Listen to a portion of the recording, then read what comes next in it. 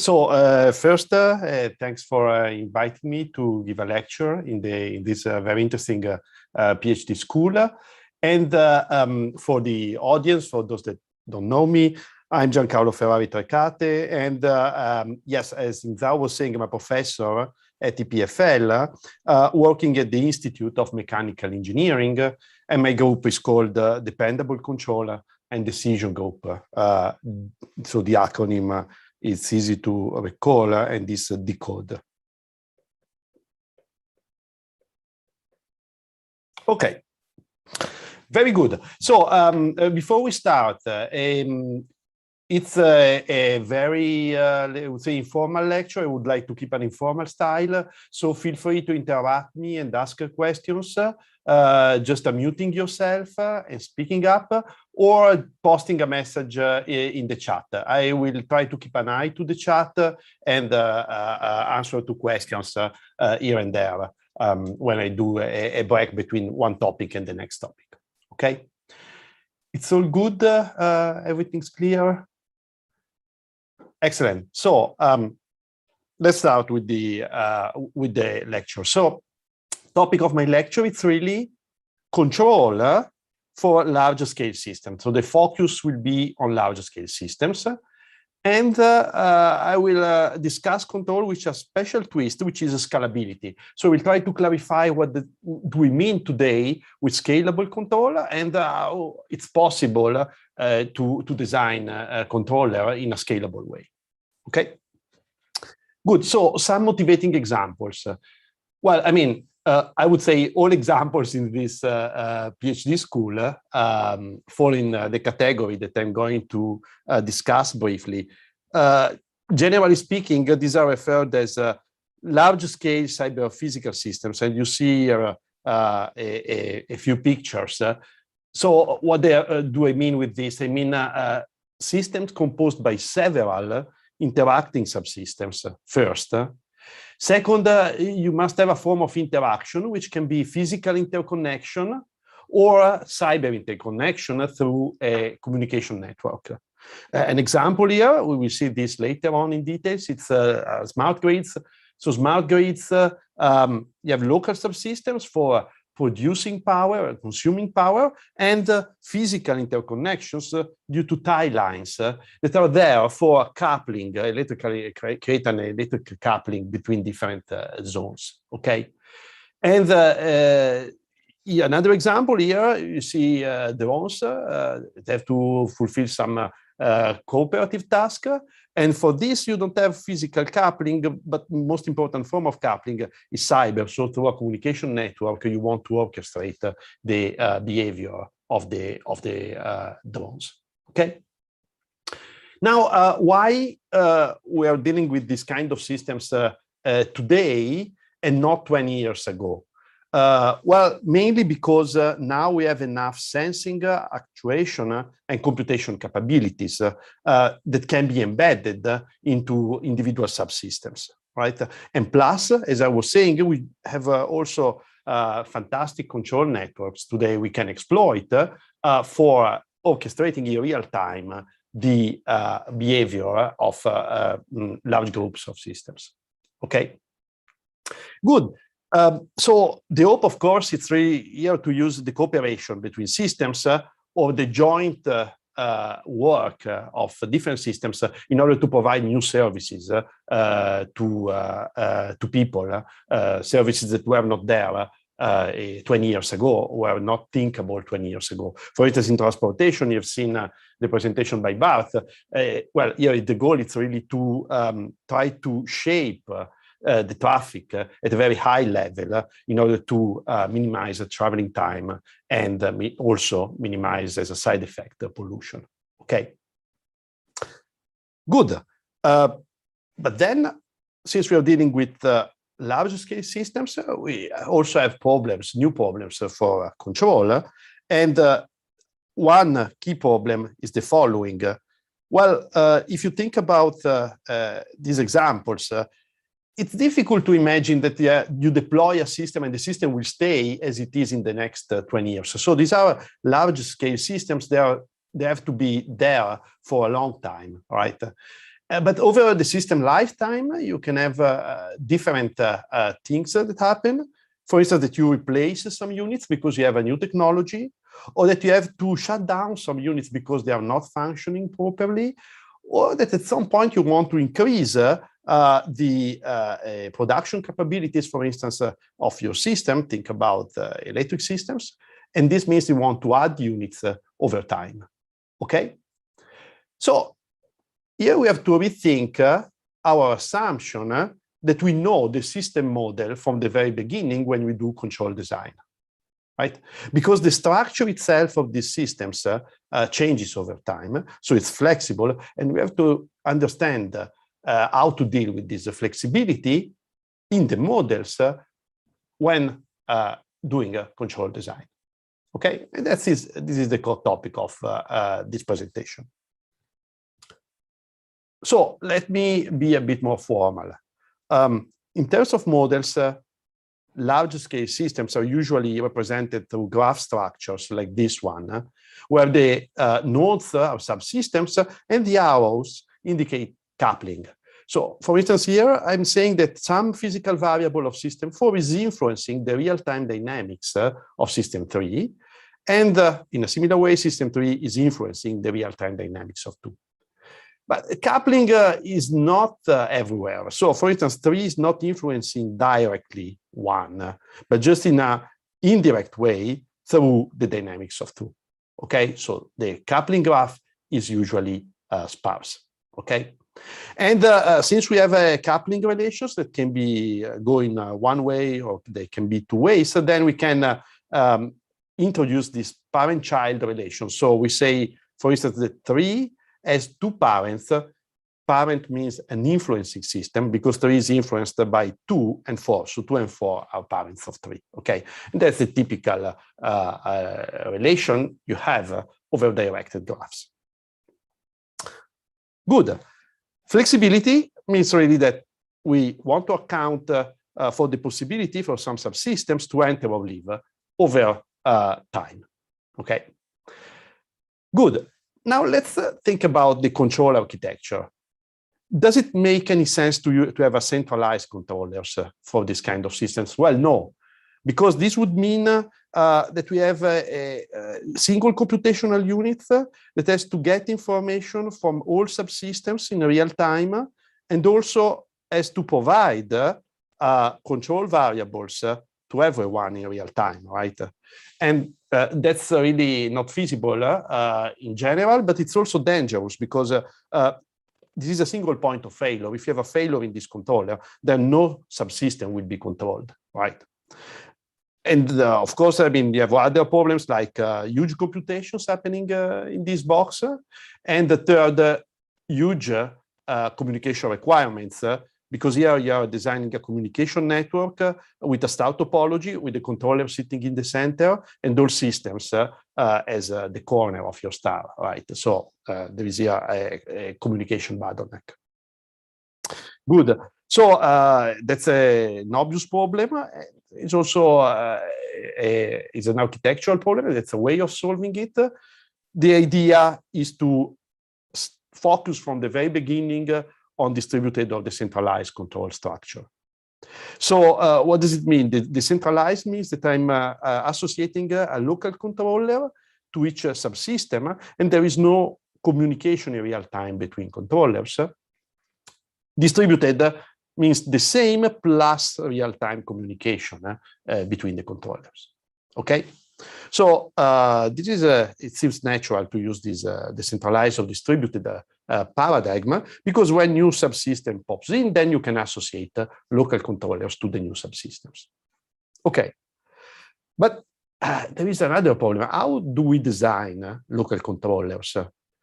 And if we think about classic system theory, the challenge is the following. We know how to design controllers when we have a global model of the system fixed from the very beginning. But in this case, because of flexibility, we don't have a global model from the beginning. Rather, we have a model that expands or shrinks over time, okay? Which is represented here by this phenomenon of units that plug in and out from the system over time, okay? And that's the main topic I will be discussing today. Any questions before I proceed further? All is clear? Good. So if all is good, then we can try to provide a definition of scalability. An informal one is the following. I would like to use just the model of few subsystems for designing a single local controller, right? Not the whole model of the plant that can be unavailable at the design time, okay? But at the same time, I want to guarantee some properties. I have control engineers, so stability is fundamental, but also safety. It's another key property for these large-scale systems, okay? And this is not a new topic, to be honest, in control theory. There are contributions from the 70s, the 60s and the 70s already trying to address this problem. And what has been proposed a long time ago in the literature are methods for performing decentralized design. Now, here I'm using decentralized with two different meanings. Decentralized control means no real-time communication between controllers. But decentralized design means that I'm using just the model of a subsystem for designing the corresponding controller. So that's an offline requirement, right? Good. Now, you may guess which is the problem here, right? That for designing this controller, all the system down here, it's a kind of invisible, right? But then when using the controller in real time, the coupling will be active. So the action of this controller potentially can propagate through the coupling network and destroy the good behavior of the system. Okay. And here it's a problem of information available at the design time for a single controller. Decentralized design is probably the minimal requirement you can think about. For designing a local controller, I just use the model of the corresponding subsystem. Okay. Well, we can relax a bit this setting and think about what I call here as parent-based design, which means that for designing a single controller, I know a subsystem model, but also the model of the parents of the subsystem. So in this example, for designing C3, I know the model of system 3, but also the models of system 2 and 4, which are parents according to the coupling of system 3. Okay? And it's pretty natural to think about this kind of structures when doing design, because indeed these two systems are directly influencing system 3. Okay, that's the main idea behind the parent-based design. Good. So now, if we use either decentralized or parent-based design, which is a bit more relaxed, we have immediately a good property, which is the following. Imagine that a subsystem plugs in, like system 5 here. Okay. Then at most, system 5 and its children, which are 4 and 1, have to retune local controllers. Why? Well, system 5, of course, plugs in. So in this, according to the coupling here in the example, it needs the model of 1 in order to design the local controller. Good. But then also 4 and 1 have a new parent, which is 5, because 5 is influencing their behavior after the plugin, right? So they might want to redesign the local controller to accommodate for the addition of 5, okay? But now if you think about the other controllers up here, well, there is no new parent for systems 3 and 2, so there is no reason for updating this controller, or at least according to parent-based design, I have no pieces of information or additional ones for updating 2 and 3. Okay, good. So the information flow is limited at the design stage, and you can imagine it can be a big problem because the design of stabilizing controllers at location 1, 4, and 5 can be not always feasible. So what I call as plug and play design is a method for also checking if plug-in or out requests by subsystems can be satisfied while maintaining stability and safety. Okay, and so pretty much as we do in computer science when we plug in and out devices to our computer, we also give ourselves the possibility of denying the plug-in of a subsystem if we don't have a method for updating local controllers while preserving the stability of the whole plant. Okay, so plug and play design, it's about checking plug-in and out request in a parent-based fashion and deny the plugin if the test fails, or prove that plugin and out is feasible. Okay, so we want to focus also on this preliminary check at the design stage. Questions before I proceed? It's all good? Excellent. So let me summarize which are principles we can use in control design that enable scalable and plug and play control design. Well, I can identify at least 3 big principles, 3 big pillars of plug and play design in the control literature. First one is to properly use notions of robust invariance. Second pillar, it's about using consensus protocols. Because if you're familiar with consensus, then you know that for designing a local controller, you don't need the whole model of the system, but you can do it in a decentralized way. And there is also another tool we can use for networked system, which is passivity, because several interconnections of subsystems that are locally passive generate a passive system. So we can use this global property for trying to address stability and safety problems. Okay. And now what we are going to do today is to discuss mainly on, I would say only this point. So I will show how it's possible to use the notion of robust invariance for controlling constrained systems in a plug and play fashion. And what I will discuss, it's a variant of model predictive control, which I call plug and play model predictive control. Okay. And just for time reasons, I won't address the two points down here, but you can find the references in the literature. You can also email me and they will give you basic references for these 2 categories, okay?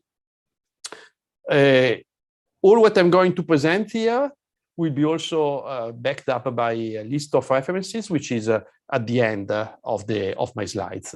I will post probably on the chat during the break a link where you can download the slides if you want. Professor, there's a problem on the chat. Could you please briefly define positivity? There is a problem in the chat. Why? You don't see, you are not able to post on the chat? There is a question by Benham to ask, could you please briefly define passivity? I see it. So, okay. Yeah, passivity, I mean, there is a classic definition for in system theory about what's a passive system, and its definition relate to the energy supplied to the system and the energy provided by the system. Basically, you want that the energy provided by the system is not bigger than the energy you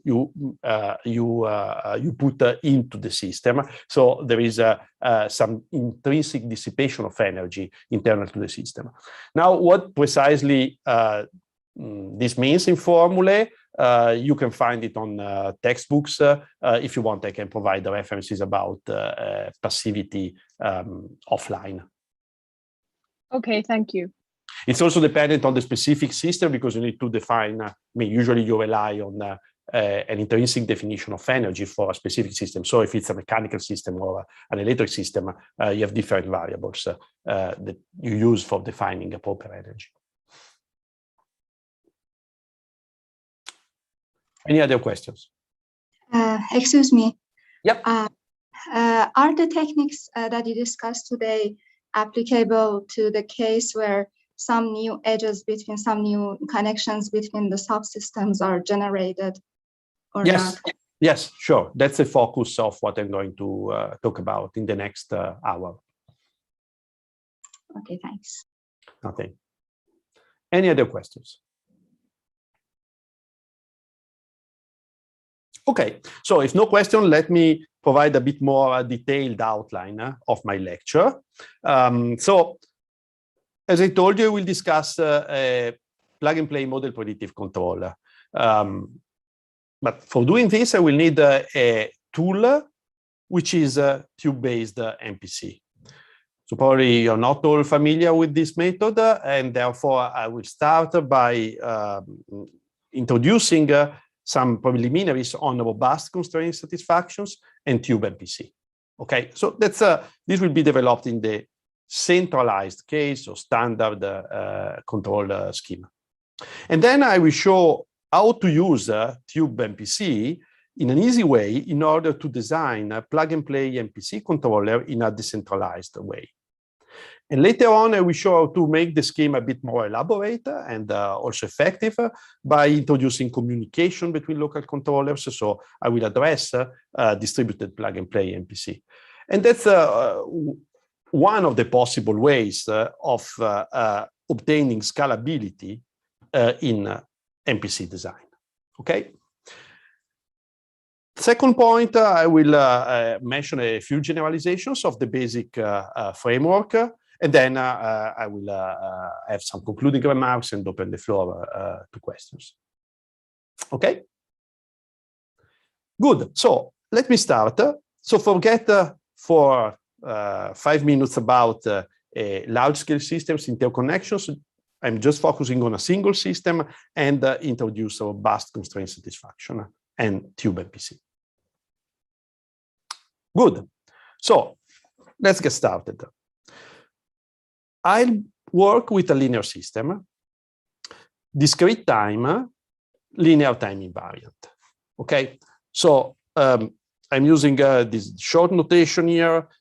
X stands for the state at time t, so it's a short notation for X at time k, and X plus is the state at time k plus 1, right?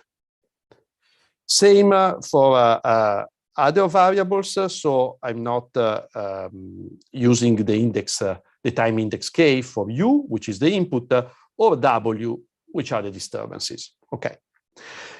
And here I'm assuming a constrained system. So I want the state to stay in this polytope capital X, and also the input to stay in a polytope capital U. And I'm assuming also that the disturbance W is bounded within a polytope. So a polytope is just a bounded polyhedron, okay? And the problem I want to address is the following. I want to design a state feedback control law guaranteeing the following properties. First, that the state fulfills the state constraints and also the input constraints at all times. That's a safety requirement. And second, I want to design U with this property. If there are no disturbances in our current experiment, then the input should drive the state to 0. So that's an attractivity requirement, or loosely speaking, a asymptotic stability requirement. Okay? Good. So to simplify the exposition, I will start by dropping the constraint from the input, but without loss of generality. All what I'm saying can be adapted to account for the presence of input constraints. Okay? And now let's start with the basic idea of tube control. The idea is the following. First, I define a copy of the original system, which I call the nominal system. And there are two differences. First, the nominal system is not affected by the disturbance. And second, is driven by an input V, an auxiliary input V, which is different from U. Okay? So since for these differences, and also because the initial state of the nominal system and the real system can be different, I'm using an hat for denoting the state of the nominal system. Okay? Second thing I'm doing is to define the following control law, which is made of two terms, V, the input to the nominal system, and a function K, nonlinear function, depending on the difference of this, I would say the error, the state error, so the difference between the real state and the nominal state. Okay? So this equation is relating the behavior of this system to the behavior of this system. And now let's try to understand why we want here two terms. Well, first, if you take a control law of this form, then it's easy to write which is the dynamics of the state error. I'll call Z the error, so the difference between X and X at. And by trivial computations here, you find that X plus minus X at plus, which is Z plus, is equal to A times Z, the difference of these two. Then you have a term BU that appears here, but also, B times V that appears here and also here. So these two terms, they cancel out. And the only surviving term for the input is this B times K, where K depends on Z, okay? Plus, of course, the disturbance. So trivial computation, but this system, the aerodynamics, has two important features. The first feature is that the error depends just on itself. It doesn't depend on X or X at independently. And second, that the aerodynamics does not depend on V, depends just on the K part of my input. Okay? So the idea is now the following. I would like to choose the function K in order to generate a robust invariant set for the aerodynamics. Okay? This means what? We say that a set Z is robust invariant for the disturbance set W if when the error starts in Z, it stays there forever and irrespectively of the disturbance sequence. Okay? So for those that are familiar with these properties of invariance for set, what I'm asking here is that Z is a control invariant set. So it means there is a control law, which is our K, such that Z becomes robust invariant. Okay? A robust invariance, it's a powerful localization property. It's a set such that if the error starts in the set, it stays there forever. So we can localize in the error space the trajectories of the error. Okay? Good. So assume that you are able to design this K in order to generate a robust invariant set Z. If you are able to do this, you already have a very nice property, which is the ability of localizing the true state. Because the true state automatically will belong to X hat plus Z. So this X and X hat, they are changing over time. Z is not changing over time. And the symbol here in between means a Minkowski sum. So Minkowski sum of two sets is the following. If you take the Minkowski sum of two sets A and B, you are creating a new set where the elements are given by A plus B for some small a in the first set and some small b in the second set. So there is also a nice graphical interpretation, at least in 2D. That's my set A, that's my set B. So it's like taking the set B and shifting it at every point of set A and taking union every time you do a shift. So in the end, it's like an expansion operator where out of these two sets, you obtain a bigger set that is the one represented here. Okay? And now here you're taking the sum of a set with a single pointer. So this set is just a singleton. So I'm just translating Z in the position X at time K. Okay? So if Z contains the origin gets mapped into X at time K. So this is changing over time. This means that here I'm taking copies of Z shifted in the state space. And this can be interpreted as a tube in the state space of section Z centered in the nominal state trajectory. Okay? So again, the real state will stay in this tube for all possible disturbance realizations. Any questions? Okay. And now that's the key point for the design of K. But now we have another part, another degree of freedom in my control law, which is V. So V is chosen for doing what? Well, with V, we can drive the system exact, the state exact, where we want in the state space. So we can use V in order to guarantee that the tube itself stays in the state constraint for the original system. Okay? And now the two problems we have to address are how to compute the two terms of the control law, K, the state feedback part, and V. And that's exactly what I'm going to do in the sequence. Before diving into the computations, let me give a pictorial implementation of what we have in the previous slide. So here you see in Giant the state constraints X. Z, the robust invariant set, is in red, right?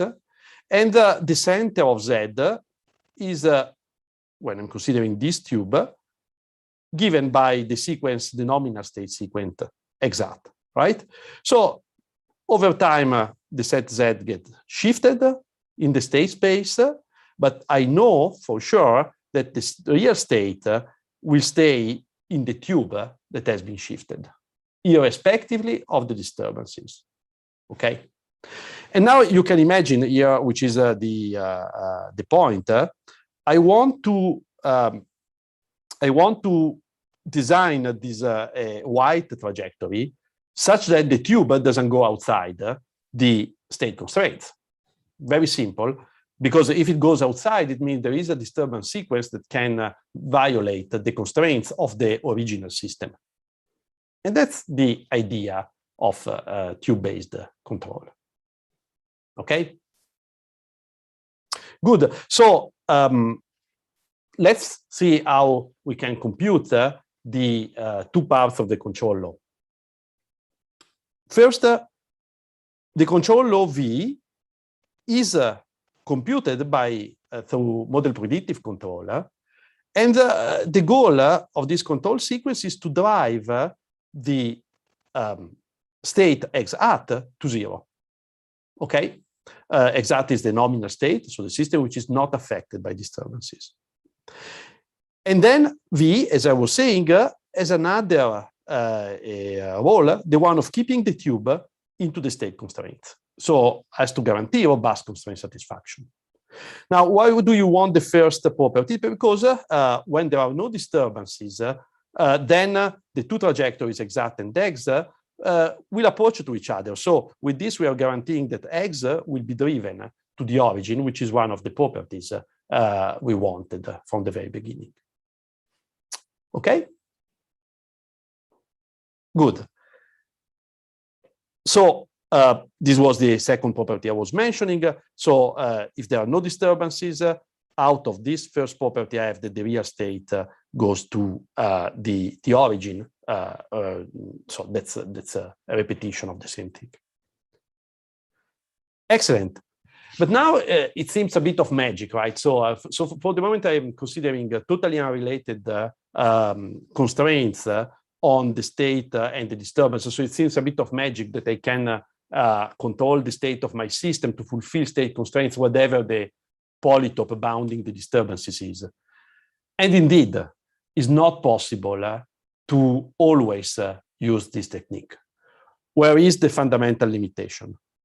Well, first, in order to have the whole tube, the red tube, to have it to stay in X, we need that Z is included in X by itself, right? Which is represented here. But then it's possible to show that by construction, whatever robust invariant set you are considering, it will be bigger than W, the set of the disturbances. So the green region is inside the red that has to be inside the cyan. Okay, and now you can imagine if your disturbance set grows, then Z has to grow, and sooner or later you will violate the state constraints. So that's just to say that this method works for disturbances which are intrinsically small enough. Okay, good. But then the interesting point is that here we have a specific inequalities certifying when it's possible to use this technique. If you fail in verifying one of these two inequalities, then you can say, okay, I cannot use this technique. So I have a certificate of infeasibility of this design procedure. Now, let's move to the more specifically to the computation of the two parts that you see here. And let's start by constructing the ingredients we have seen in the previous slide. So how to do the computation of the control law for polytopic W and X. Now, here I have to skip the details because otherwise the story becomes very complex. But the idea is the following. For polytopic W and X, you can compute polytopic robust invariant set Z's just by solving linear programs, okay? And that's because here we have polytopes and the dynamics of our system is linear. Second, you can also compute explicitly online this control law guaranteeing robust invariance of Z just by solving linear programs, okay? And again, the details can be found in this paper by Sasha Rakovic and co-authors, where there is a complete procedure for computing simultaneously Z and the control law K. Now, what about V? V, as I told you, it's usually computed through a model predictive control problem, which at the computational level amounts to online solving linear programs or quadratic programs for, let's say, the most common formulations of MPC, okay? And finally, let me go to the existence condition, the existence of the condition certifying the existence of a tube controller, which is the inequality that you see here. Well, by using the algorithms in these papers, this amounts to an offline linear program. So with a single linear program, you can say, okay, I'm able to fulfill this condition or not, I'm not able. Okay? Good. So let me now dive a bit more into the details of the MPC problem and just show how the MPC problem here, providing this control law, looks like. So that's the, again, the control law, the total one, and here is the ingredients computed by MPC, which are the V and the X here. Here you see zeros because these are internal variables over the prediction horizon of my MPC problem. That's the only reason, okay? So we have to solve this problem, this optimization problem. Let me comment on the ingredients.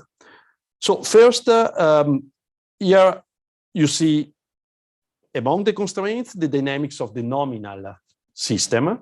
So you don't use the real one, you use just the nominal system. And second, you see here in the cost, the usual sum of stage costs. So these are like in a finite horizon LQ control, quadratic forms, but you can also use linear forms, for instance, one or infinity norms. So these are the typical, let's say, ingredient for stage cost. Okay. And you have also to include terminal cost and terminal constraints. So constraints on the state at the end of the prediction horizon and penalize in a suitable way the state at the end of the prediction horizon. But I mean, I'm not detailing how to create these two parts of the problem because these are standard things in MPC. So if you open a book of MPC, you get several methods for providing this, for computing these ingredients while guaranteeing stability of the underlying system. Okay, probably the best, the easiest example is the so-called zero terminal constraints, which corresponds in setting this set equal to the origin. So I want to drive the nominal state to the origin in n steps. And for V here, I'm using the just 0. So I have no penalty here. Okay. It's a bit restrictive, but that's always a possibility. And finally, we have to initialize the nominal system. And initialization here, it's an optimization variable. That's a tricky point. But for the setting this variable, I have to fulfill the constraints here so that the error is in Z. And the error, for computing the error, I need the state. So that's where feedback kicks in, because that's the real state of the real system I'm measuring at time k, and I have to plug in into the optimization problem in order to find the components V0 and X at 0. Okay? Good. Last is this point here, constraints on the nominal state. Well, here, as I told you, I want that the nominal state plus Z stays in the big X set. So it's natural to constrain the X hat to stay in a untitled constraint. So basically, X minus something. Well, minus here has to be meant in terms of Minkowski difference. So let me open provide a quick definition of a Minkowski difference. If you have two sets A and B, the Minkowski difference is a third set C, such that if you add to every element of C, B, you obtain something which is included in A. Okay, so it's again more intuitive, the pictorial representation here. Take this set, and you want to take the Minkowski difference with this, is like translating this set in all corner points of this other set and subtracting what you, the translation from the original set. So it's like eroding the set, and then you get, as a result, this one. And indeed, Minkowski difference in image processing is known as an erosion operator. Okay. You may also wonder how it's possible to compute this set difference in practice. There are methods based on linear programming for computing Minkowski sums and Minkowski differences. So it's not a major computational issue. Okay? Good. And now that's all. So that's all for tube-based controller. So let's see briefly how we can use it for designing local controller in a plug-and-play fashion for a large-scale system. Okay, so let me now move to decentralized plug-and-play control. Okay, so the setting I'm considering is the following now. I have local subsystems with linear dynamics. I is the index of the subsystem. And I'm using this W here for denoting the effect of coupling. For instance, system 3, according to this graph structure, will be influenced by the state of system 2 and the state of system 4 through the coupling terms that you see here, right? So here I'm summing over the parents of system I, which is the set Ni, the terms which are for system 3, A32X2 plus A34X4, okay? So now the role of the disturbance, I mean, the coupling plays the role of the disturbance, okay? But of course, this path depends on the interconnection of your subsystems.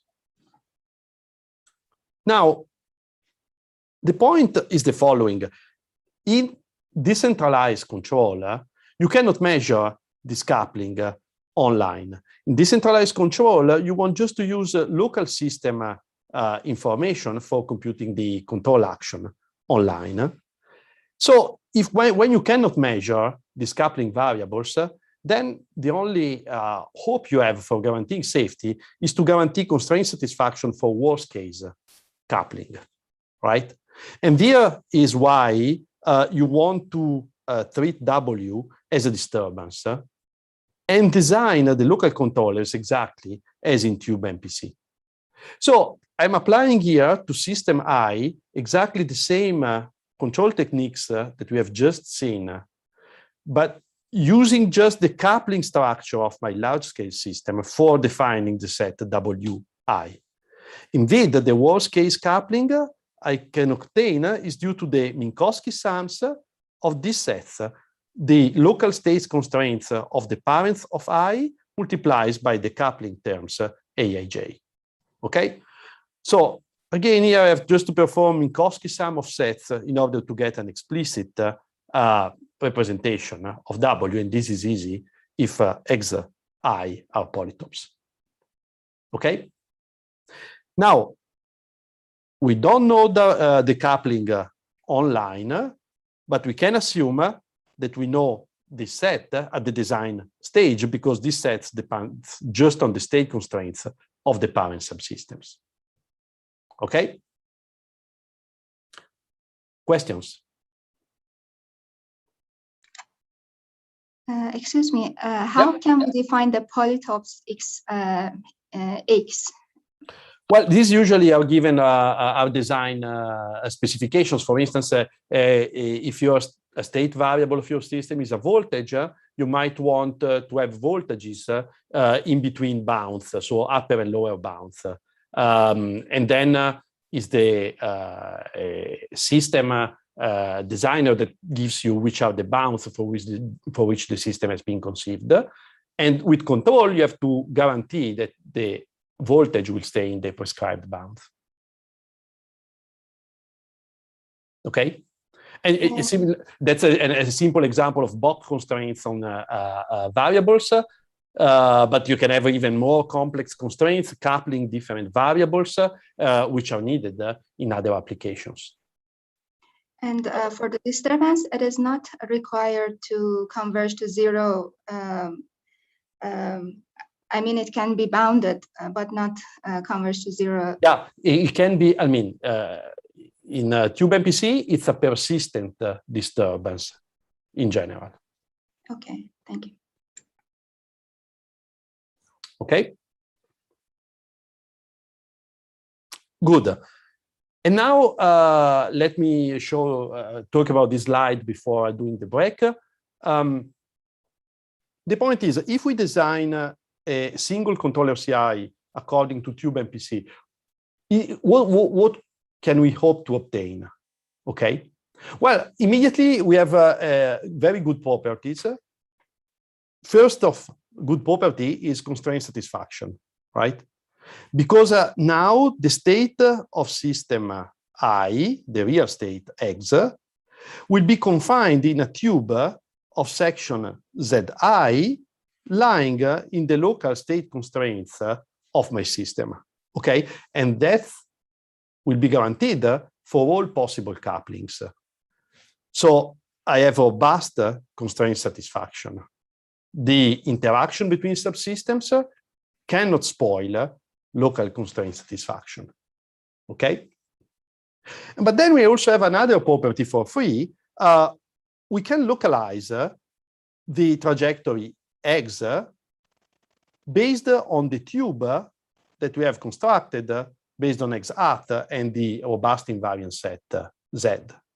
Okay? And we know by construction that the real state will converge to Zi as time goes on. Okay? So we do have already constraint satisfaction, and we can say that the black trajectory, irrespectively of the disturbance, will end, or irrespectively of the coupling, will end in this red set, Zi. Okay?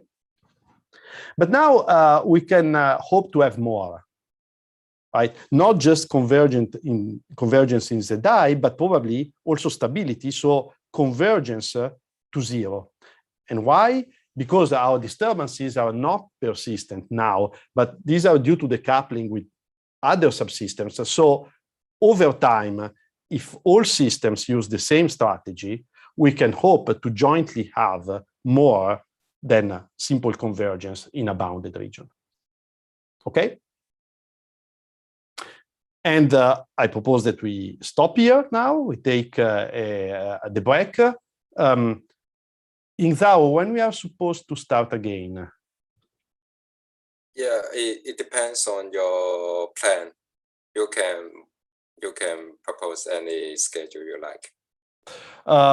Yeah, so I propose probably we take a break of 10 minutes and we are back at 11:50. Okay. So I have time for the next part. Okay. Okay. Great. Okay. So I will discuss this point about how to obtain stability after the break. Okay. Great. Any questions before I stop?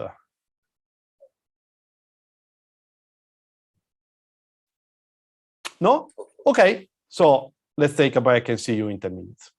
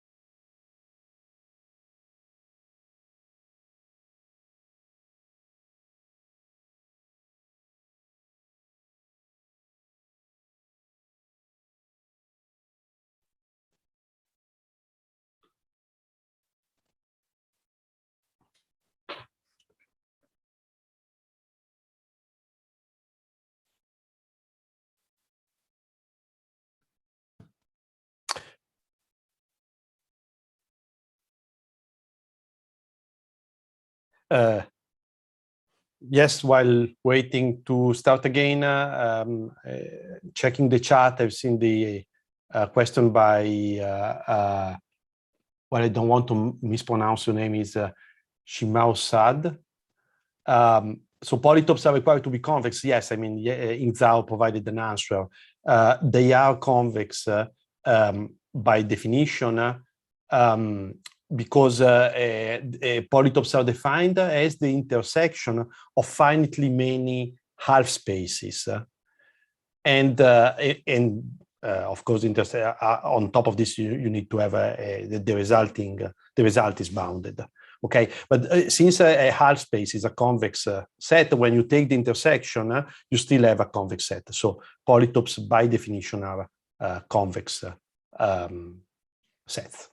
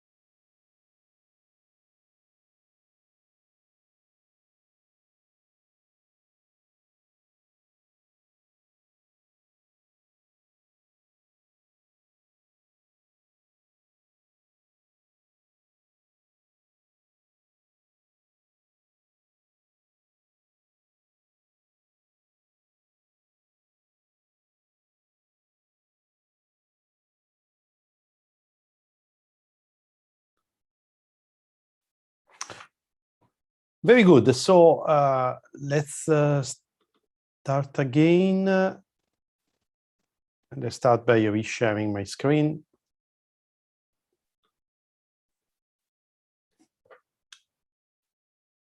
Excellent. Zhao, should I go? Yes, let's continue. Okay, very good. So welcome back to the second part. Summary for plug and play control by using tube control, tube MPC at location I for subsystem I, and by using as a disturbance set the coupling set, right? Then we can immediately guarantee that we are able to drive first to guarantee that the real state trajectory fulfills the constraints for system I, and second, we can guarantee that the state trajectory goes in the set Zi as time goes on, right? And the question here is if we can guarantee more. Very good. Let me add a comment. We don't expect this method always to work. And why? Well, we have seen this also in tube MPC. If the disturbance set, which in this case is the coupling set, is too big, then Z grows as well, and at some point it will violate the constraints, the state constraints for system I, right? So we want here intuitively the coupling to be small enough in order to be able to generate a robust invariant set Z contained in Xi, okay?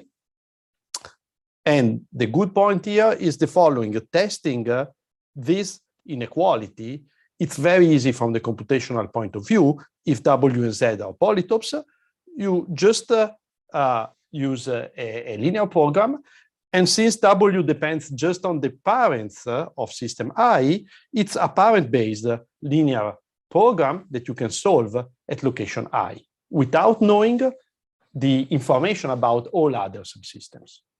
Okay? Excellent.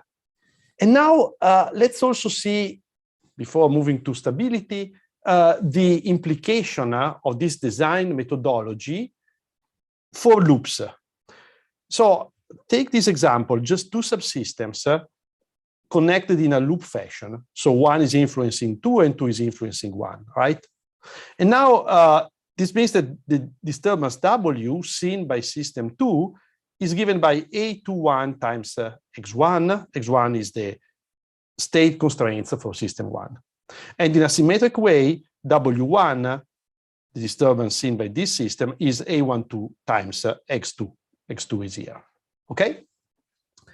Now, what we want to do to design controllers is to produce sets, robust invariant sets Z1 and Z2, as you see in the figure.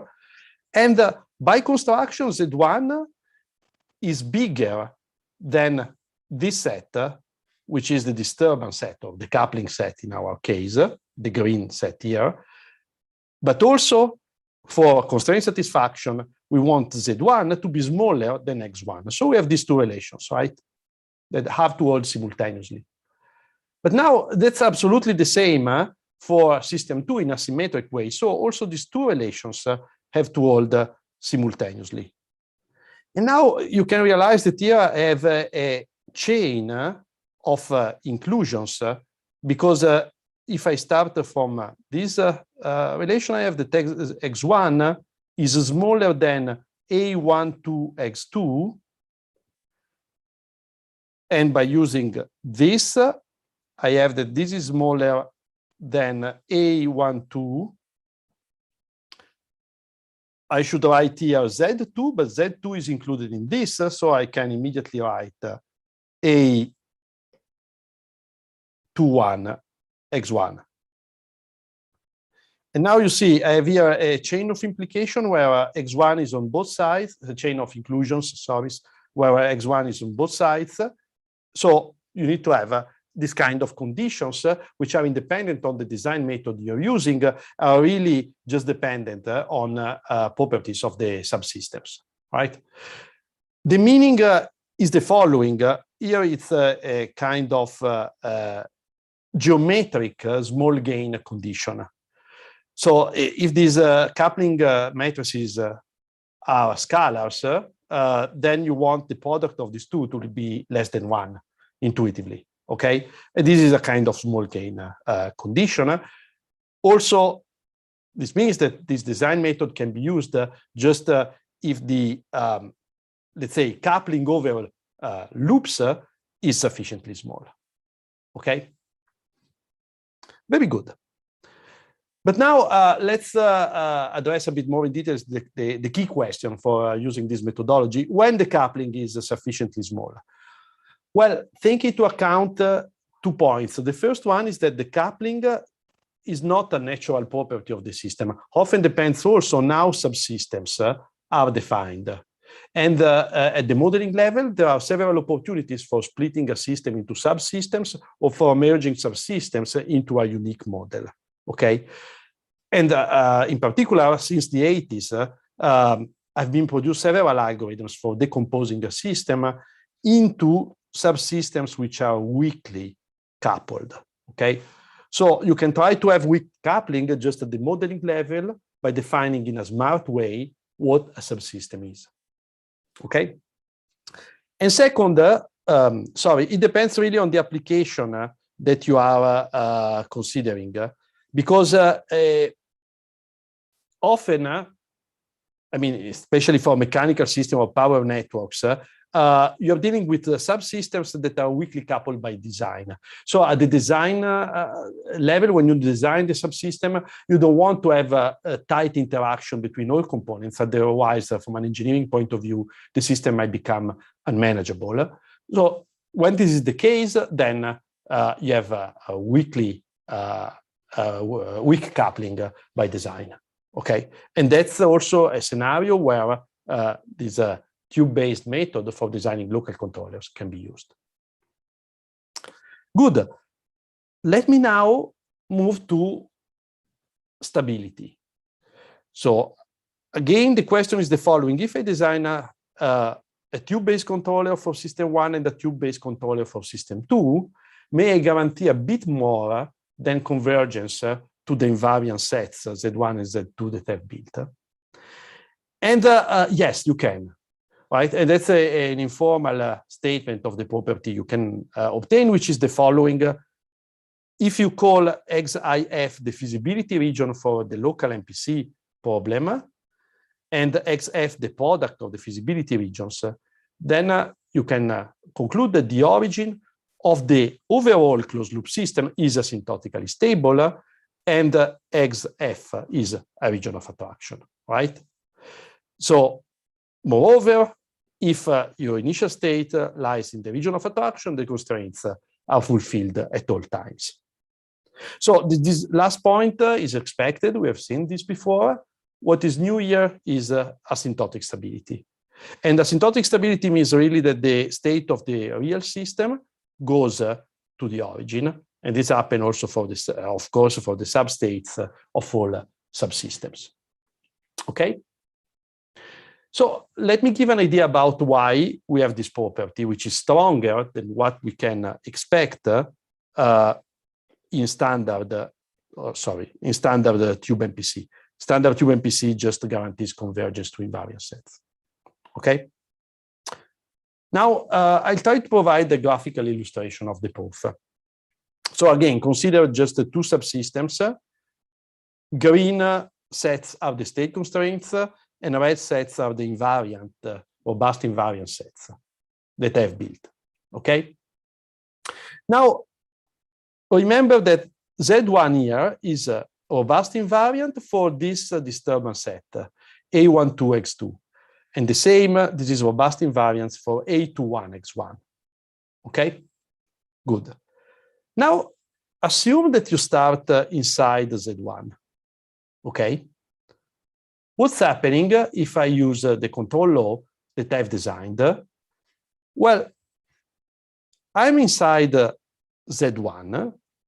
I'm also inside Z2 here. So system 1 sees a coupling or a disturbance which lies in this set, A12Z2. And that's smaller than A12X2 because Z is inside X, right?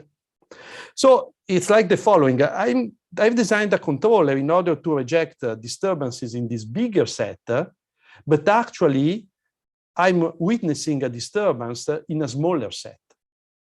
Okay? And therefore, my control law is not, is not there just for keeping me in the red set, but will push me a little bit inside the red set.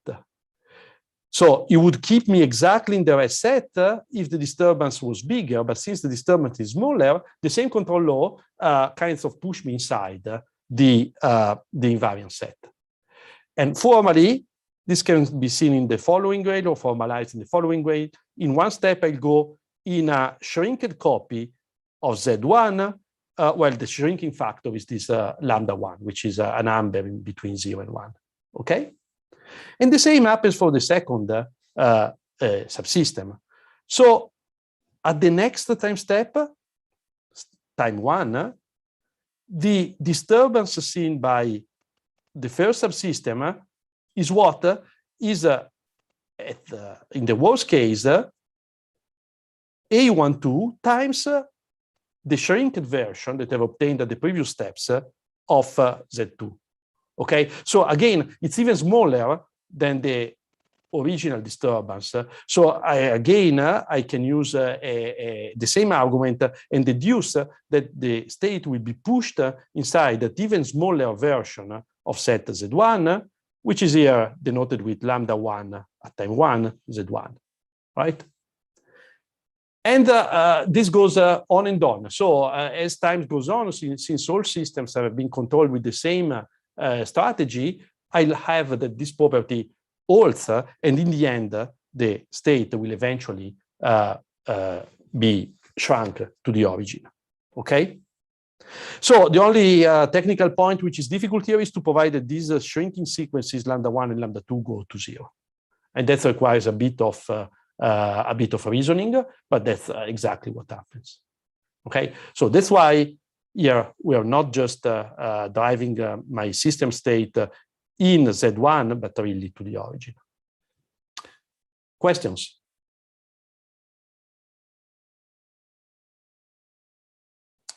Good. So if no question, let me now summarize what you have to do at the design stage for designing a plug-and-play controller for subsystem number I. As an example, I'm taking subsystem number 3 here. Okay? Good.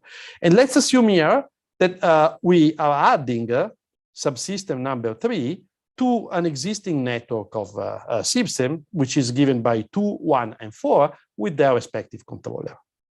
Okay, so overall, first point is that system 3 has to get the state constraints from the parents, so x2 and x4, okay? And this allows system 3 to compute the coupling set, the worst case coupling set. And that's a computation that can be done just solving linear programs for polytopic eggs, and involves just the parents of system 3. So 1 here does not play any role in this computation. Good. So after this step, I have the state constraint for system 3 and the coupling set. Second thing to do is locally at location 3 to compute a robust invariant set, Zi, and that's, as we have seen, a linear programming problem. And if the smallest Zi that I can compute is too big already, so it violates the state constraints, then I just deny the plugin of system 3, right? Otherwise, since I am able to compute for system 3 the local invariant set, then I proceed and try to do the same for system number 2. Why? Because 2 now sees, if 3 is plugged in, 2 will be influenced by 3, and it means that the coupling set of 2 has increased compared to the original situation where just 2, 1, and 4 were connected together. Okay? So I now have to verify to repeat the same design procedure for system 2 and verify that I'm able to compute a new robust invariant set for system number 2, okay, included in the state constraints.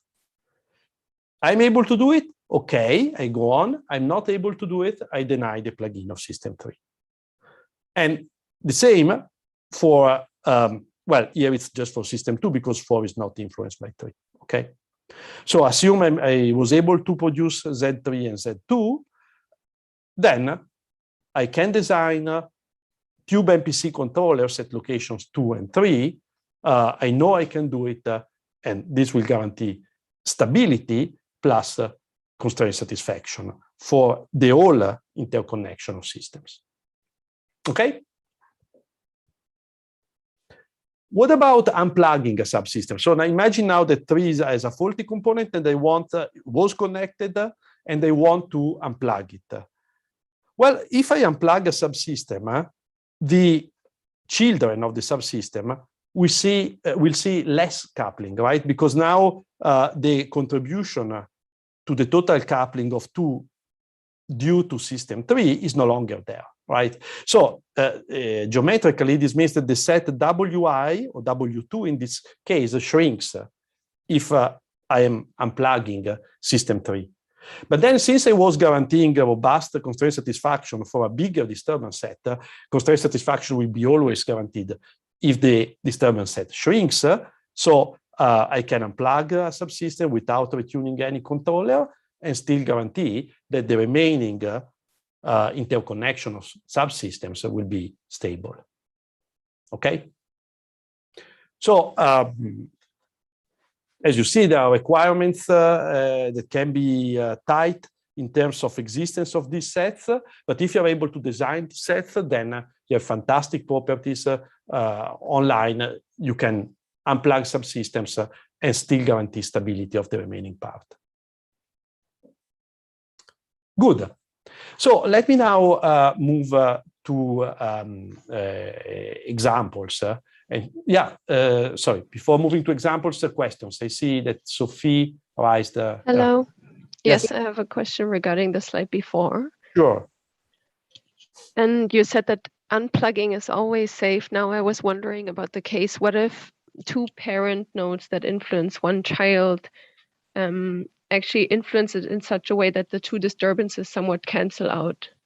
Like if you would have like a positive and a negative, for example, constraints that I guess that then if you unplug it, that one of the disturbances that was canceled out before isn't canceled out anymore or something like that. Do you kind of understand what I mean? Yes, I can, but here we are dealing with the worst case coupling. So the worst case probably would have been like one is not able to cancel the disturbance of the other. Okay. Okay. So that's our why it works. Precisely, worst case coupling is captured by this. Let me go a bit back by the coupling formula, which is here. So by this, right? Mm-hmm. That's a precise quantification. Yeah. Okay. Okay. Any other questions?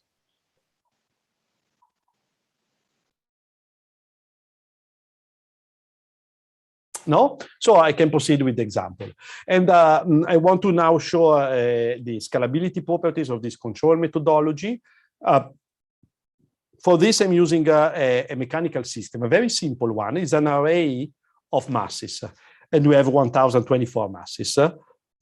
So if we focus on this coupling of four subsystems and zoom it out, we have an interconnection of this kind. So each mass can move along the vertical direction, the horizontal direction, and these linked to the neighboring masses through elastic coupling and also through damping. Okay, and all these parameters of the elastic coupling and damping are all different, are just positive numbers.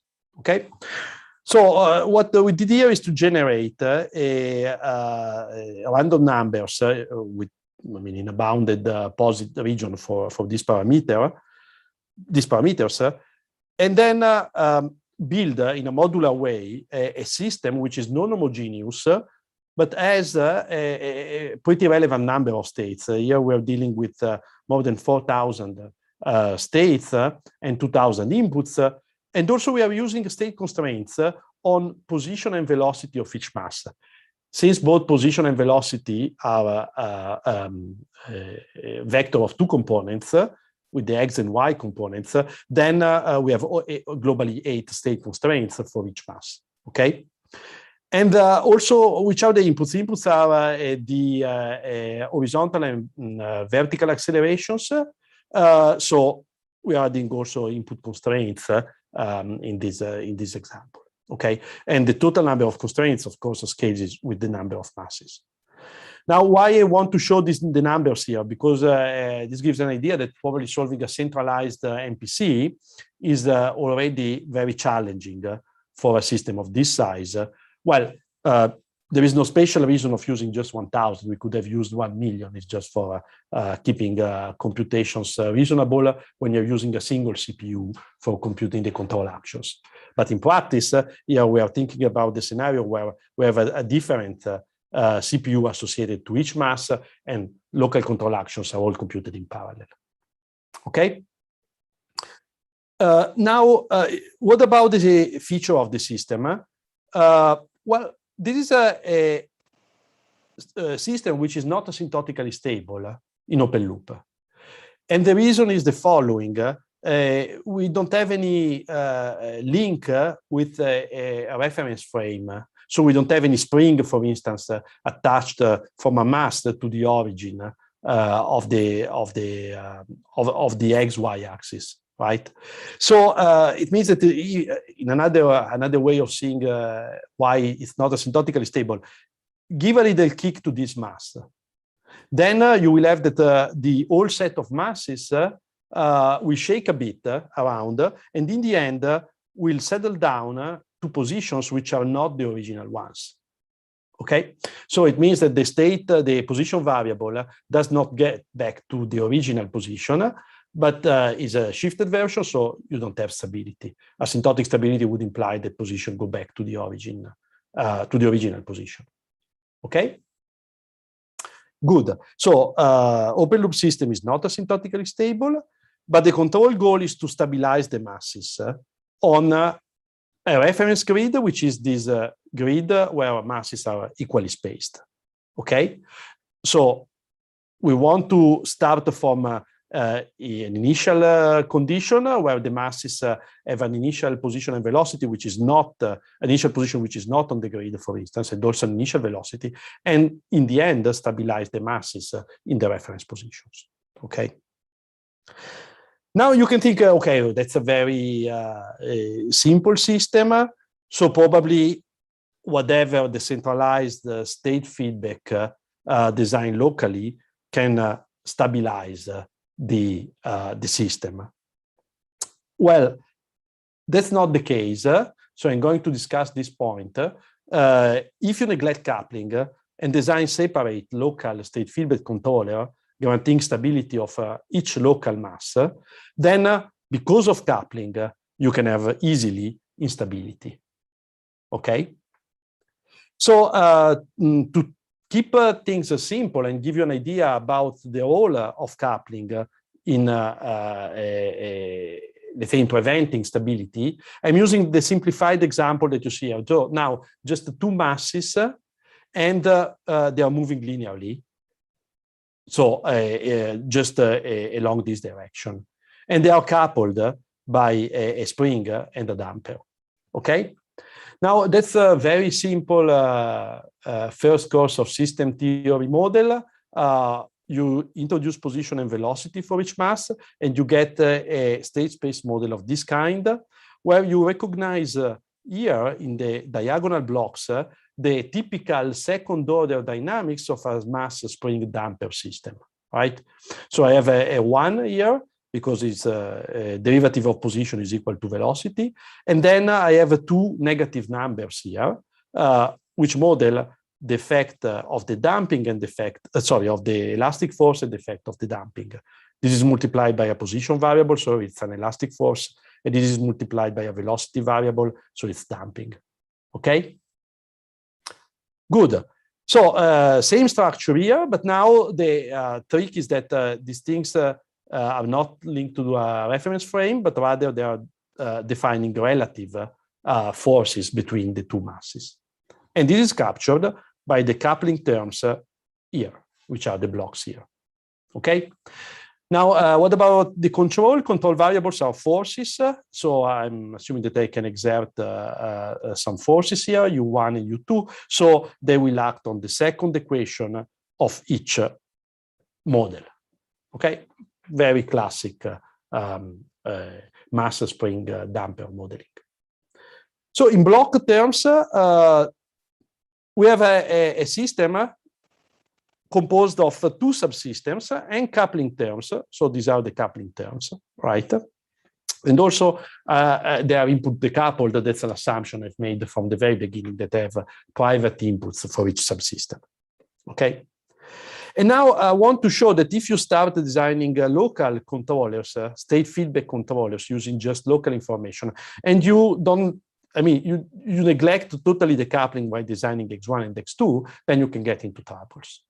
Okay, let me show you why. So first, if you have no coupling, so these terms here are all zeros, then even zero controllers stabilize the system. Why? Because I have two totally decoupled mass spring dampers, and I know that these models are asymptotically stable, even if I'm not using any U, okay? But the point is that if I select these gains and then I'm considering a simulation including the coupling, then the system is just marginally stable, because we have seen this for the previous example, the more complex example of the array of maxes. If I give a little kick to this one, both masses will move and settle down to positions, which is not the initial one. Okay? But then you can say, okay, but that's a very trivial choice, so let's design local controllers based on LQR, for instance. And that's the example.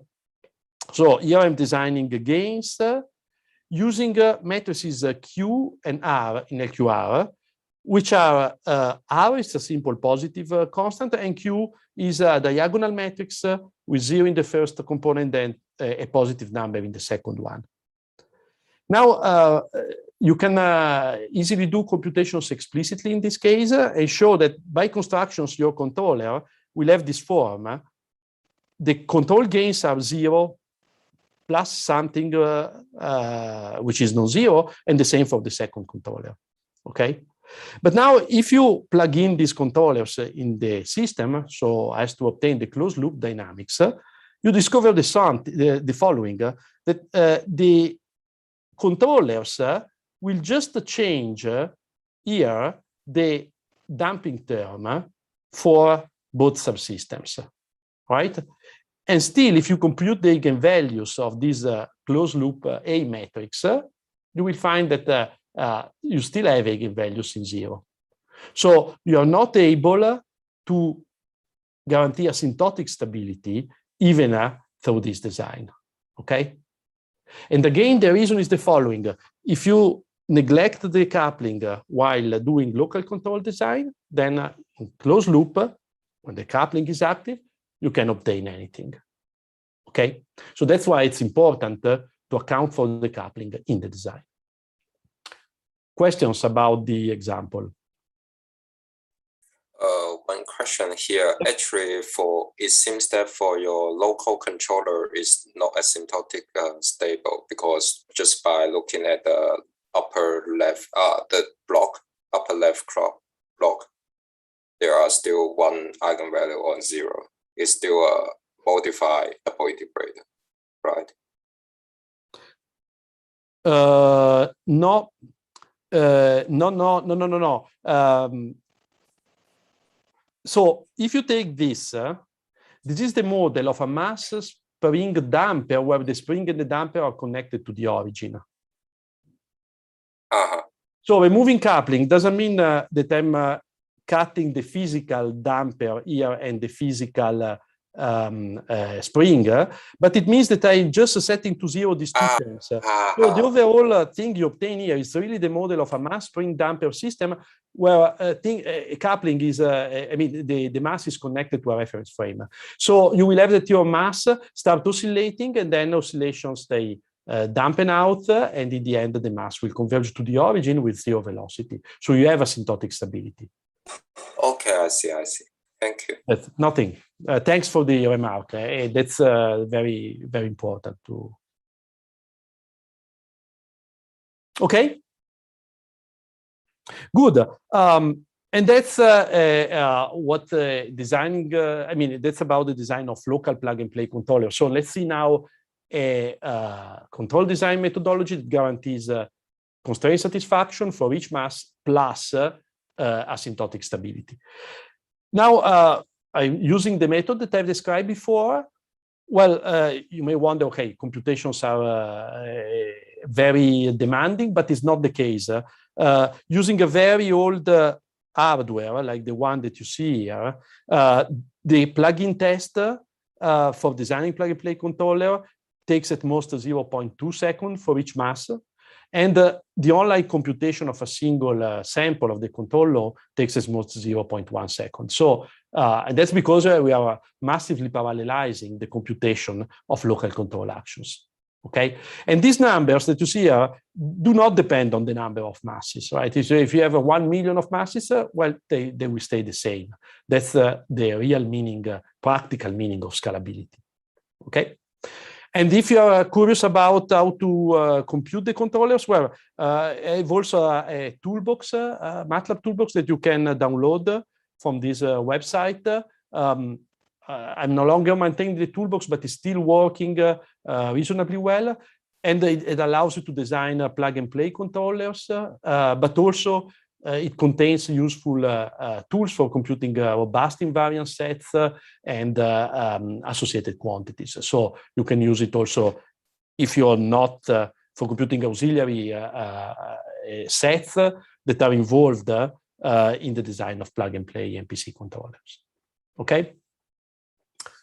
Good. And here is a simulation. So let's start with masses that are not in the reference positions and see how it goes when applying the local controllers. And you see that all masses eventually stabilize to the reference grid. So the goal is achieved. Okay. Good. So let me provide now another example. And now I'm moving to electrical systems. More specifically, I'm moving to power networks. Okay, so let me briefly introduce the system I'm considering and then show the controller results. Now, in a power network, you can imagine, you can describe a power network as the interconnections of subsystems, where each subsystem is a generation area containing what I'm assuming here, an inertial generation mechanism, for instance, standard turbines.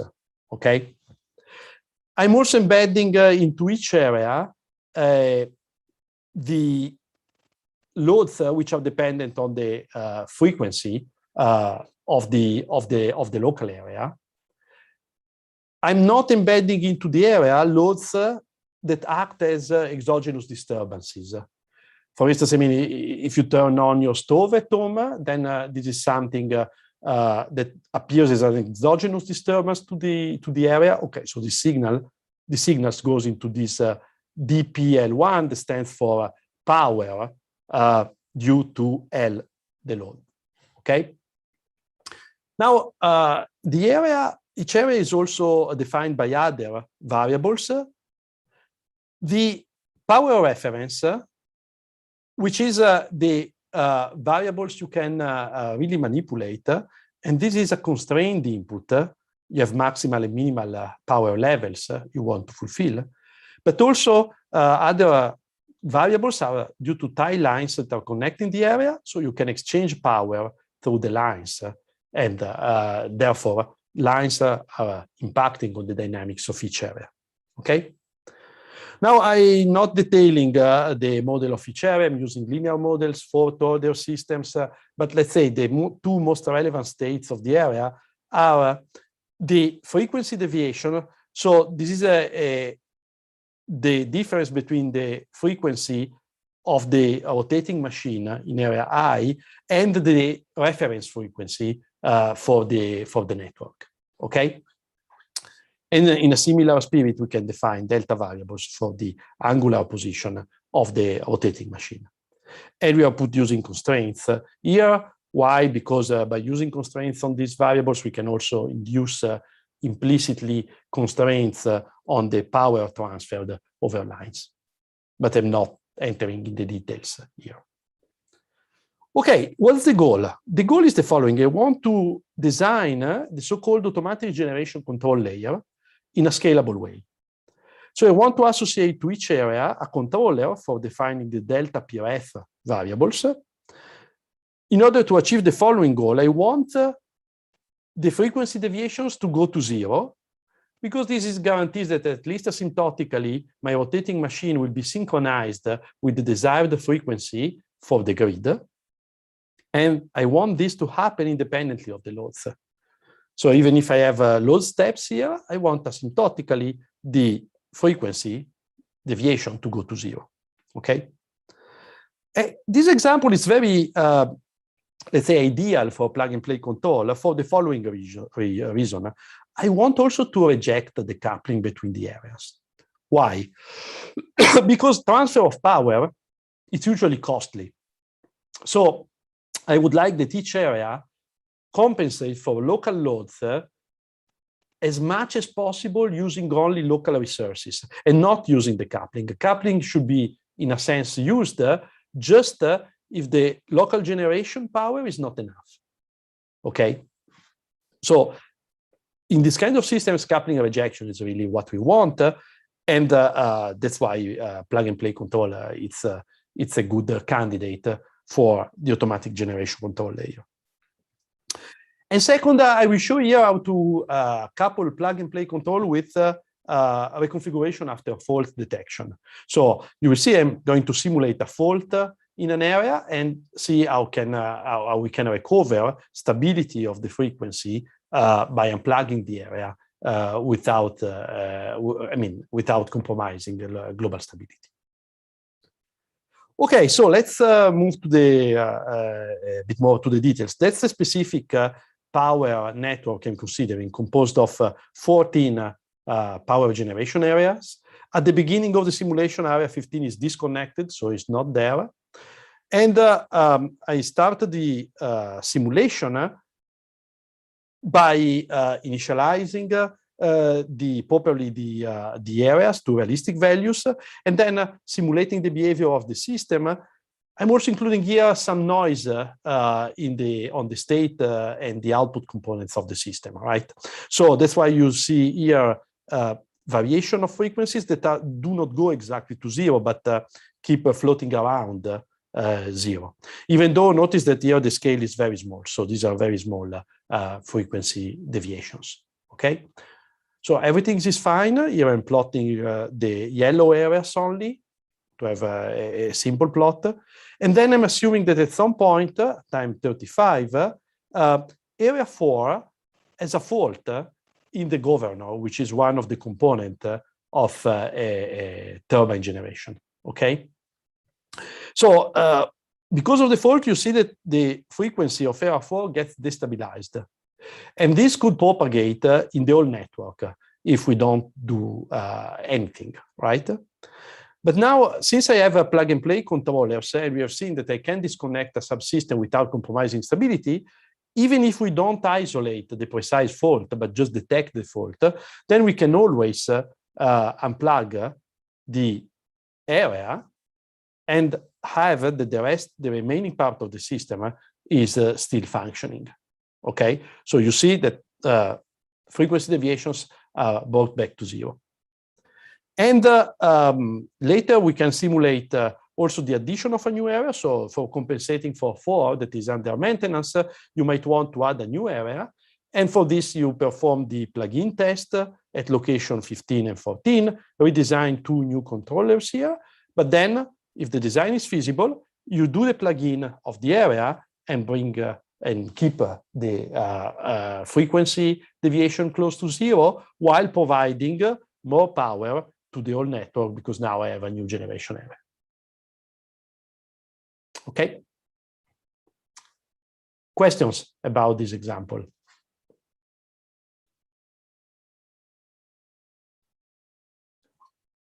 No questions? Good.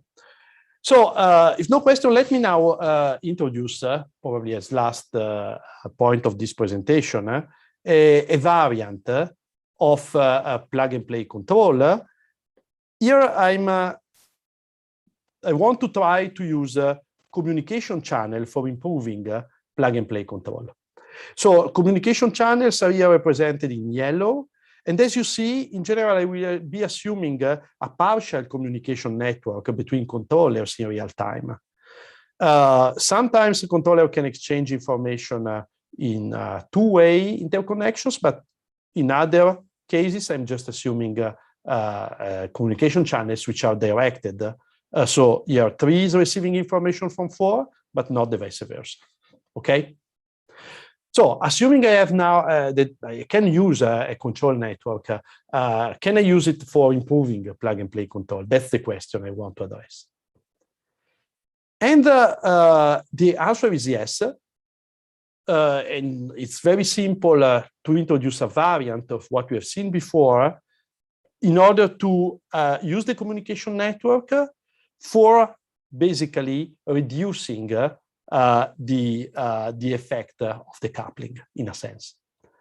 So the setting is the same as before for each subsystem. It's a linear subsystem with coupling terms which are linear, as you see here, and inputs between subsystems are decoupled. Okay. And for the control law, I'm just taking the same law we have seen before, here summarized with this plug and play decentralized, plus a distributed term. Here I'm assuming I'm sending states through the network. So at location I can use the states of the parents of system I, and I'm multiplying the states by gains and binary variables that can be either 0 or 1. So what's the goal of this binary variable? This is set at the beginning. It means that I can decide to use information from all parents, but also I could use information just from a subset of the parents by setting some deltas equal to 0. Okay? Good. And that's the distributed term, which is available thanks to the availability of a communication network. Excellent. Now, why this term can be beneficial? Because if we close the loop using just this distributed control law, then I realize that the coupling set I will see here is not just given by Aij times Xj, summing them up in a Minkowski fashion, but now I have also these control terms, control gains appearing in defining the coupling, right? So I'm introducing here extra degrees of freedom in the control scheme that I could exploit here to reduce the worst case coupling, okay? And the point is the following. Now I'm first designing this Kij and then fix the Kij, and for the residual coupling, design the plug and play controllers, okay? So that's the idea. And remember that I'm allowed to introduce a gain Kij just if the corresponding communication channel from J to I is present in the network. So if delta Ij is equal to 1. Okay? So very simple trick, but with very positive implications. Let's consider the same scenario we've seen before when we have a loop interconnection. If the deltas are equal to 0, we go back to the original case. Coupling is given by these matrices Aij times the original constraints of the other subsystem. But now what happens if I use these coupling terms? Well, I can use them to shrink down the coupling set and therefore to make the invariant set Zi smaller. So the chance that the existence, I mean, I have a bigger chance that the local controllers exist, okay? Because now I have to just to counteract through the local controllers the residual coupling. So this is seen also by using the same chain of inequalities we have seen before. If the control design at both locations is successful, then we have seen before that we have a chain inclusion, like this kind. So x1 is bigger than a12, a21 times x1. But now I'm using here the matrices with the bar, and bar means I'm including the effect of the coupling. Okay, so it can be that these matrices are big, but the bar versions are smaller, so there is more chance, a higher chance to satisfy this relation. Okay, good. Now the point is, the only point which is open is the following: how do I design therefore the controller Kij or the gains Kij for reducing the coupling? Well, there are different ways. Let me just mention one of the possible ways here. You can do it by solving an optimization problem. Here it's a possibility. You choose the Kij in order to minimize the P norm of this matrix. Well, I'm including here the effect of closed loops, coupling in closed loop, and I'm also including here these shaping matrices C. And these matrices are just the matrices defining the polytopic constraints. Okay? This is the cost. I'm also including a little constraint here, where this Cij is given by the user. It's a positive number. And this is measuring, if you want, the magnitude of the control action. Okay, P denotes here a generic norm, could be a 1 norm, a 2 norm, a Frobenius norm. Now, a couple of more comments about why this should do some good to the control schema. First, this symbol here denotes the pseudo inverse of the matrix C. Okay. Second, one can show that this cost really captures how much the worst case closed loop coupling due to the coupling between J and I impacts on the state of system I, right? And this is a relation that involves also the shape of the state constraint at location J, because of course, I mean, these are, if the set is very small, then you want to have here something that intuitively is already small even without coupling.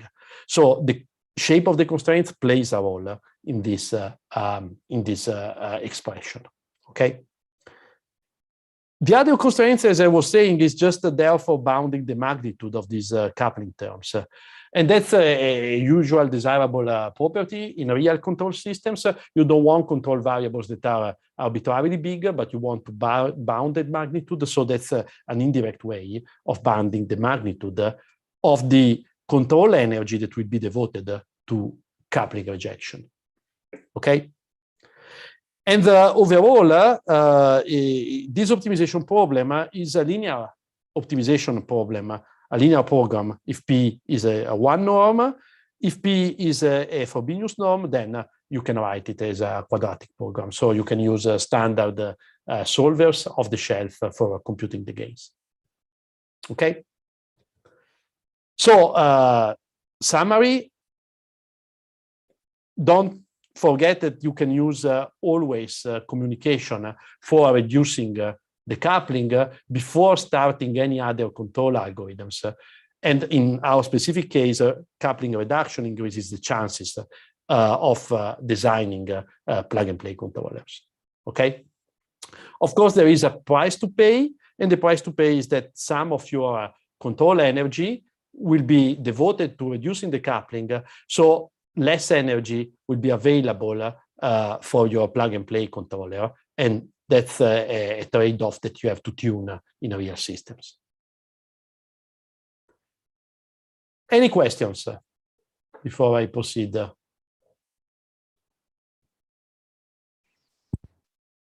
Yes, hello. Yeah. Actually, do you have can you provide a reference for this distributed plug-and-play control to read up on? Yeah, at the end of my presentation, I have there are okay. slides summarizing the main papers. And okay, but I mean, if you don't find or want to discuss this further, feel free to contact me. I can give you everything. Okay. Okay. Thank you. Nothing. Very good. So I was also planning to discuss some generalizations, but I am not doing this. We are now running out of time. So probably just provide the list of generalizations to this plug-and-play theory that has been have been provided over the years. So I will just discuss this slide. It's also easy to extend plug-and-play MPC to include robustness to a real bounded uncertainty in the local dynamics of subsystems. I was planning to do it today, so you find this part in the next slides. But okay, I'll skip it. You can go through the slides alone and ask me questions even later on, or if you have some doubts. Other extension, it's about using a subsystem with dependent parameters. And when you do the plug-in and out of subsystem, this parameter change, right? Even in this more challenging scenario, it's possible to do a plug-and-play MPC. And finally, let me tell you that today I've just presented a single flavor of plug-and-play MPC, which is based on the idea of counteracting the coupling. But there are other flavors. For instance, in other papers, methods based on distributed invariance have been developed to do plug-and-play MPC. And the advantage of those methods is that they work even if the coupling is larger, right? You have something to pay. yes, for these methods, you have to solve distributed optimization problems online. Okay, that's the price to pay. So increase the use of the communication channel for solving distributed optimization. Another generalization that I want to mention is the following. In the presentation, I've discussed the idea of designing controllers only in a plug-and-play fashion. But then similar ideas can be used for designing state estimators, right? And that's very useful because if I can now design a state estimator, I can think about using this jointly with the controller to do output feedback control. So even if I'm not able to measure all states of a system locally, I can develop controllers following the usual paradigm that I first estimate the state and then use the estimated states in the controller. Okay. And last, there are also methods for doing in a plug-and-play fashion fault diagnosis and fault-tolerant control. This means that I'm adding here to each system a third device, which is a fault estimator, and then try to use jointly. Sorry, I deleted everything, but then try to use jointly the estimator and the fault estimator, the controller, and the state estimator in order to do fault-tolerant control based on local measurements. Okay, and an example was the power network system that I've described before. Okay, so that's all. Let me skip the robust part and jump to the conclusions. So I wanted to give you an idea first in this lecture of the problem of designing controller in a scalable fashion. So scalability is not solved just by using a decentralized architectures like this one. Scalability has to be brought to the design phase as well in order to design each controller just using local information and not requiring that you use the whole model of the system for designing a small controller. Okay? And I try to convince you that there are methods for doing this. They go under the banner of plug-and-play design when they allow to plug in and out the system safely and without compromising overall stability. Okay? Now, that's not the end of the story. There is still a component which is very much missing in control design due to the fact that more and more we have, in more and more scenarios, we have a lot of data, and building local models of systems can be difficult. In this case, you would like to do system identification or learning of the whole system in a scalable way. Now, has this problem been addressed? I would say yes, but just quite recently. Yes? Okay, sorry, there's something. I was talking about scalability of learning or system identification algorithms. That's a problem that has been addressed, but just recently, and in machine learning. So you can find something under the banner of distributed or federated learning. But still, I would say that's a very unexplored area. Even though it's very relevant for a large cyberphysical system, because it means that at that point, instead of using the model of a subsystem, I could use just a stream of data for understanding whether I can design a controller for the subsystem, plug in the subsystem, and guarantee safety of the whole plant. Okay, but that's I would say something which is more for future research than something that has been done. Good. So that's all from my side. I would open the floor to questions, if any, for a few minutes. And if we have more questions, then we can also discuss offline or later today in the Gather Town meeting. So any questions, immediate questions about the presentation?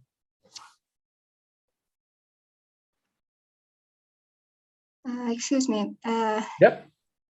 Can we also design controllers for only a subset of subsystems, not for all of them, and guarantee the safety or the performance of overall system?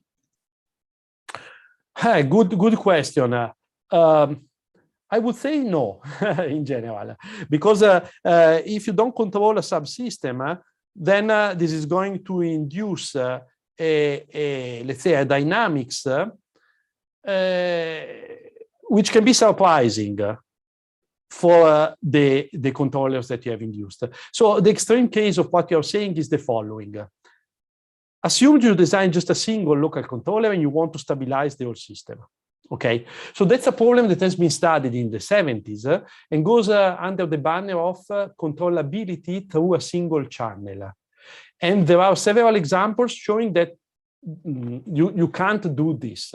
So you can do this even in the linear unconstrained case, just if using a single input, you can control the overall state of the system. But of course, this is not always the case. There are plants that do not fulfill these strong controllability assumptions. And so for that plant, you cannot design a single controller connected to a single subsystem and hope to stabilize the whole system. Was that clear enough? Yes, thanks.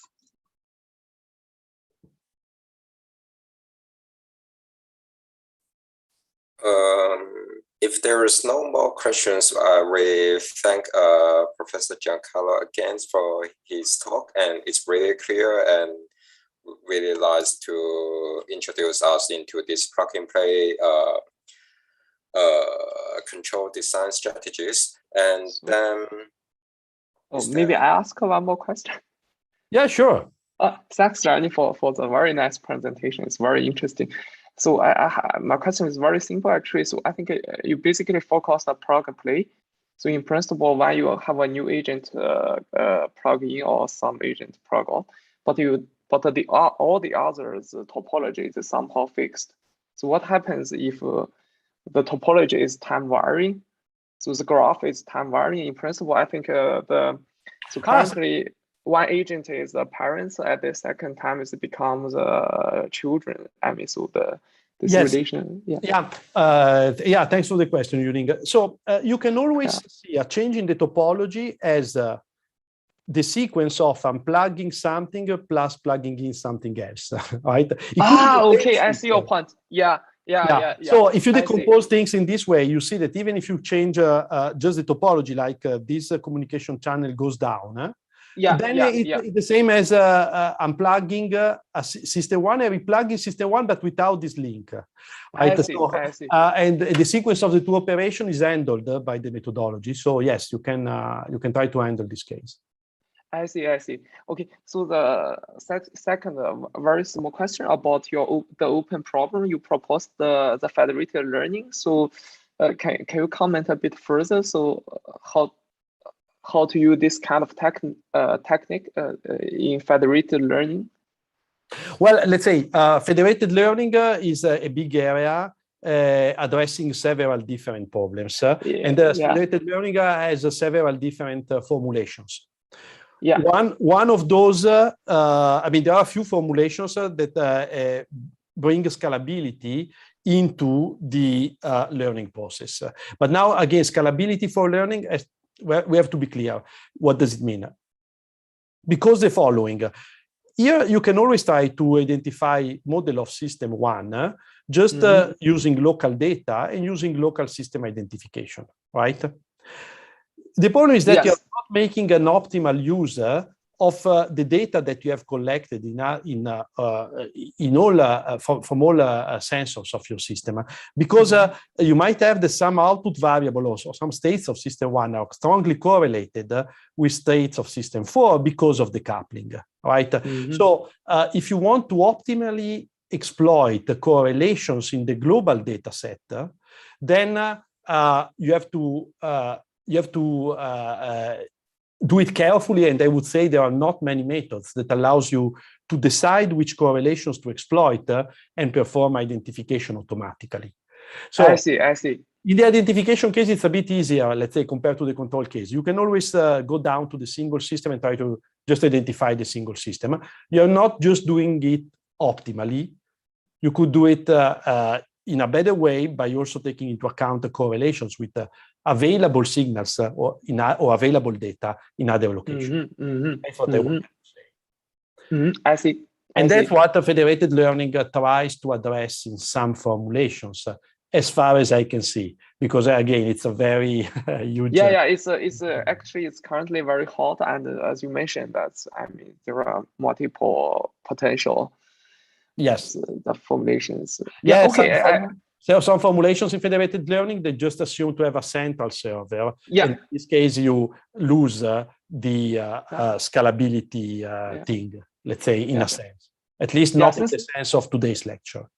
Yeah, since when you talk about the scalability in federated learning, I mean, it's really, sometimes it's a bit confused from the communication efficiency point of view. So since you have this bandwidth limited, and also, so that's totally different from the top sometimes tier. So, the same word scalability is used with Okay.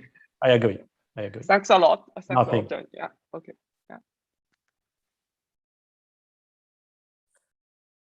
Okay, it seems that there is no more questions. We thank again for Professor Giancarlo for giving this talk, and then I think we can finish this talk now and then have a lunch. Thanks, Zhao, and thank you, Ning, for the organization. Thanks, everybody, for attending. And if you have any questions, you can always contact me even by email, and I will answer. Okay. Thanks.